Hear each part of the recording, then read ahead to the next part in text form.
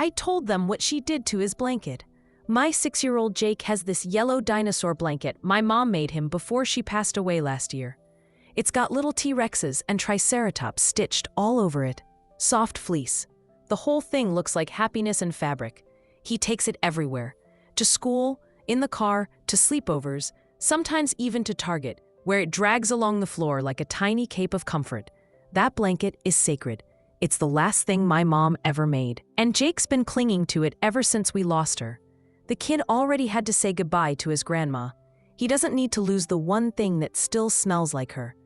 Last weekend, my brother-in-law Kevin brought over his new girlfriend, Amber, for family dinner. She was polite enough at first, helped cut carrots, asked if the devil eggs had paprika, smiled a lot, seemed normal. Then Jake came in with his blanket, flopped onto the couch, and started watching cartoons while the adults were still finishing dinner.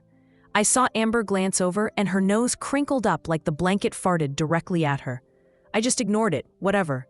After dinner, Jake knocked out on the couch like a tiny human burrito. When I went to carry him upstairs, I realized the blanket was gone.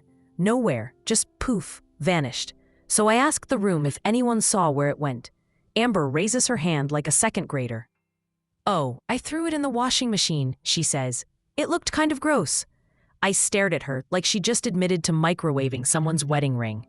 I bolted to the laundry room and yep, there it was. My son's one-of-a-kind handmade grief-laced blanket getting boiled alive in hot water with bleach. Bleach. The yellow was fading into this weird pale white. The dinosaurs bleeding together like a watercolor crime scene. I yanked it out mid-cycle, furious, and screamed. "What did you do?" Amber blinked at me like I was overreacting. It needed a deep clean. Kids are gross. No, no, no, no. This wasn't a bath towel or a gin sock. This was the last tangible piece of my mother. A comfort item for a 6-year-old who cries at night missing her. The blanket was wrecked, ruined.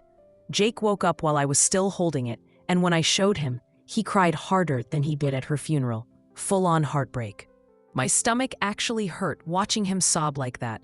Kevin tried to calm everyone down, said she was just trying to help. We can buy a new one. I wanted to scream. Buy a new one. From where? Dead grandmas or us?